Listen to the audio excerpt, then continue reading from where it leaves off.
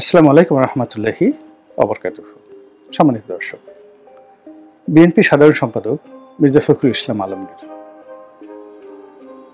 তার দক্ষতা, অভিজ্ঞতা, যোগ্যতা এগুলো নিয়ে কোনো প্রশ্ন নেই।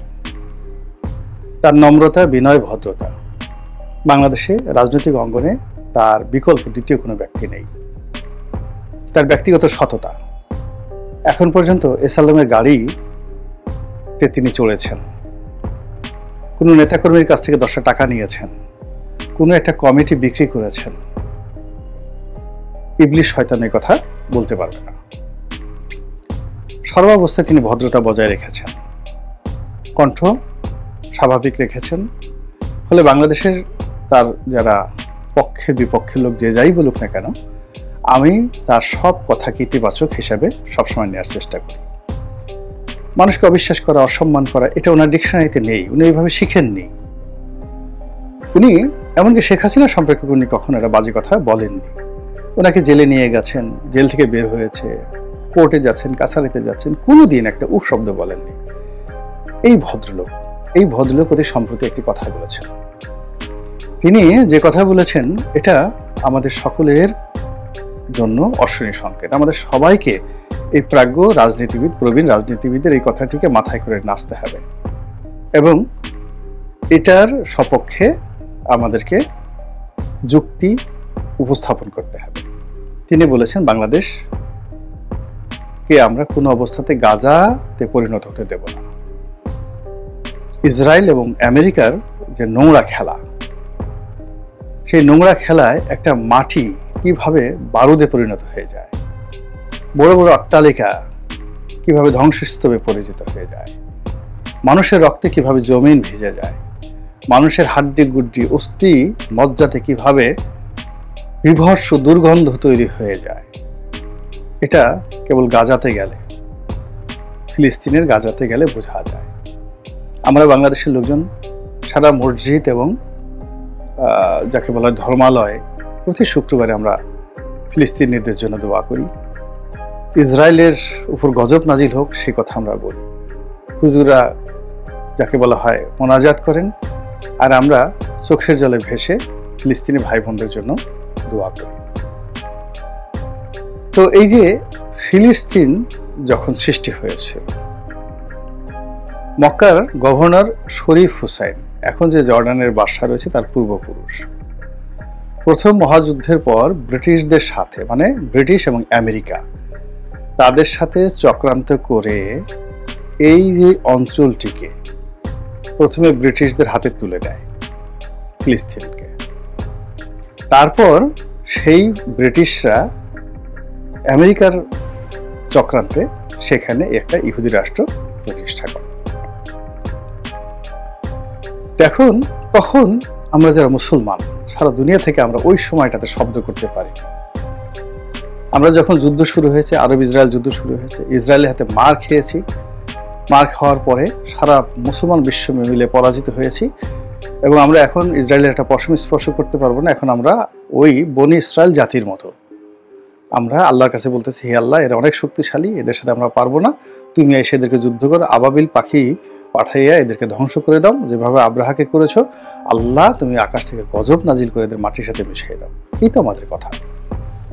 তো এই সকল কথা বললে আল্লাহ খুব রাগ হন, আল্লাহ খুব রাগ হন এবং এই রাগ হওয়ার ফলে যারা এই ধরনের কথাবার্তা বলে তাদের প্রতি গজব নাজিল করেন। এর প্রমাণ পবিত্র কোরআনে রয়েছে। বনি ইসরায়েল যে জাতি, সেই জাতিকে আল্লাহ রাব্বুল আলামিন ফিরআউনের কবল থেকে বের করে এনে একটা জায়গাতে রাখলেন এবং তাদেরকে বলেন, মান্না এবং সালোয়া খাও। আকাশ থেকে তিনি খাবার দাবার দিচ্ছেন। তো যেই জায়গাতে হযরত মুসা আলাইহিস সালাম তার সেই 10 লক্ষ বনি ইসরায়েলদেরকে নিয়েছিলেন, সকাল সন্ধ্যায়, প্রতিদিন সন্ধ্যায় সেখান থেকে আকাশ থেকে মান্না এবং সালোয়া আসতো এবং ওটা সবাই খেয়ে পড়ে, তাদের কোনো কাজকর্ম নেই। তখন এইভাবে তো হয় না। আল্লাহ বলেন যে তোমরা একটু যুদ্ধ করো, জমিনের পাশে একটা রাজ্য আছে, বনি আমালিক সম্প্রদায় আছে, আজকের যে লেবানন ওই এলাকাতে বনি আমালিক সম্প্রদায় আছে, ওখানে একটু যুদ্ধ করে, ওখানে মুসলমানরা বা আল্লাহতে বিশ্বাসী যারা তৌহিদি জনতা খুব কষ্ট পাচ্ছে, তো তাদের বিরুদ্ধে একটু যুদ্ধ করো। তো বনী ইসরায়েলরা বললো যে আমরা এটা পারবো না, আমরা কি যুদ্ধ করার জন্য এখানে এসেছি নাকি? আমরা তো ফেরাউনের আন্ডারে ভালোই ছিলাম, তোমার এখানে আসি, বসে বসে থাকতেছি, খাচ্ছি, এটা একটা কাজ হলো? আমরা কি এই শরীরে যুদ্ধ করতে পারবো? এই কয় মাস বসে বসে খেয়ে খেয়ে আমাদের পেট মোটা হয়ে গেছে, শরীর মানে দুর্বল হয়ে গেছে। আমরা এখন ওই যে বনি আমলিক, তারা অনেক শক্তিশালী, আমাদেরকে যদি পায় তারা আমাদের হলকম ধরে উপরে উঠে একটা আছাড় দিবে। ফলে আমরা যুদ্ধ করতে পারবো না, যাও তোমার আল্লাহকে বলো আর তুমি আর তোমার আল্লাহ গিয়ে সেখানে যুদ্ধ করো। তো এখন আমরা সেই বনি আমালিকদের বিরুদ্ধে যুদ্ধ করার না পেরে আমরা আল্লাহকে বলতেছি যে আল্লাহ আমরা পারতেছি, তুমি গিয়ে যুদ্ধ করো। কিন্তু আল্লাহ কখনোই এখানে দুনিয়াতে যুদ্ধ করেন, আল্লাহর খলিফা হিসেবে আমাদেরকে যুদ্ধ করতে হবে। আমরা এই বাংলাদেশে বসে ফিলিস্তিনের জন্য কে কি করছি সেটা বড় ব্যাপার নয়, আমরা এখানে বসে অভিশাপ দিচ্ছি, ইসরায়েলকে অভিশাপ দিচ্ছি আর বড় বড় মিছিল সমাবেশ এগুলো করছি। কিন্তু আমরা যে ফিলিস্তিন হতে চলছি, আমাদের এই ভূমি যে গাজা হতে চলেছে, আমরা যে ধ্বংসের অতল গহ্বরে চলে যাচ্ছি, আমরা যে আমেরিকা এবং ইসরায়েলের সেই খপ্পরে পড়ে গেছি, আমাদের এই দেশ যে একটা মানে যুদ্ধের মধ্যে চলে যাচ্ছে, এই কথাটা রাজনীতিবিদদের মধ্যে এই প্রথম এই কথাটা বললেন কে? মির্জা ফখরুল ইসলাম আলমগীর। এই কথাটা যদি কোনো ইসলামী নেতার মুখ দিয়ে আসতো, কোনো ওয়াজের মাহফিলের মুখ থেকে আসতো, তারা যদি বলতো যে হে ইউনুস, ওয়াজ জোরে বলতো, কসম খোদার আমার শরীরের উপর দিয়ে হেঁটে যেতে হবে, আমার এই বাংলার জমিনকে আমি করিডোর হিসেবে দেব না, যেখানে আরাকান আর্মির লোকেরা যুদ্ধ করার জন্য তাদের যে রসদ, আমেরিকান রসদ, অস্ত্র, গোলা বারুদ এই বাংলাদেশের ভিতর দিয়ে যাবে। আর এই আরাকান আর্মিকে দমন করার জন্য এই বাংলাদেশের ভূখণ্ডে মায়ানমারের সরকার বিমান হামলা চালাবে। এটা আমরা করতে দেব না, তৌহিদি জনতা এই কাজ করতে দেবে না। এই কথাটা যদি তারা বলতেন সবার আগে ভালো হতো, কিন্তু তারা সেটা বলছেন না। তারা কি বলছেন? তারা বলছেন যে শেখ হাসিনা বলে গেছে একটা খ্রিস্টান রাষ্ট্র ওখানে প্রতিষ্ঠা হবে। তারা বলছেন না, খ্রিস্টান রাষ্ট্র দরকার নাই, ওখানে যেহেতু বেশিরভাগ রোহিঙ্গা মুসলিম, তো ওখানে একটা মুসলিম রোহিঙ্গা অধ্যুষিত মুসলিম রাষ্ট্র হতে পারে। আপনি চিন্তা করতে পারেন কি ধরনের একটা ডেঞ্জারাস গেম সেখানে হচ্ছে। আর তার বিরুদ্ধে এই প্রথম মির্জা ফখরুল ইসলাম আলমগীর যে কথাটা বলেছেন, এটি রাজনীতিতে একটা বিস্ফোরণ, রাজনীতিতে একটি মাইল ফলক। এবং আমি মনে করি যে তার এই বক্তব্যটি ব্যক্তিগত না, বিএনপি দলীয় বক্তব্য, এটা আমি আশা করতে চাই, মনে করতে চাই। এবং বিএনপি সর্বস্তরের যারা নেতাকর্মী রয়েছেন তারা এটাকে ম্যাটেরিয়ালাইজ করুন, এটাকে আপহোল্ড করুন, এটার বিরুদ্ধে বিদ্রোহ করুন, এটার বিরুদ্ধে রাস্তায় নামুন, এটার বিরুদ্ধে মার্চ করুন, কক্সবাজারে যান, 1 লাখ লোক ঢাকা থেকে নিয়ে সড়ক পথে কক্সবাজারে যান, একটা চাপ তৈরি করুন, আদারওয়াইজ সর্বনাশ কিন্তু ঘটে যাবে। একমাত্র বিএনপি ছাড়া এই মুহূর্তে এই চক্রান্ত রুখে দেওয়ার কোনো রাজনৈতিক শক্তি বাংলাদেশে নেই।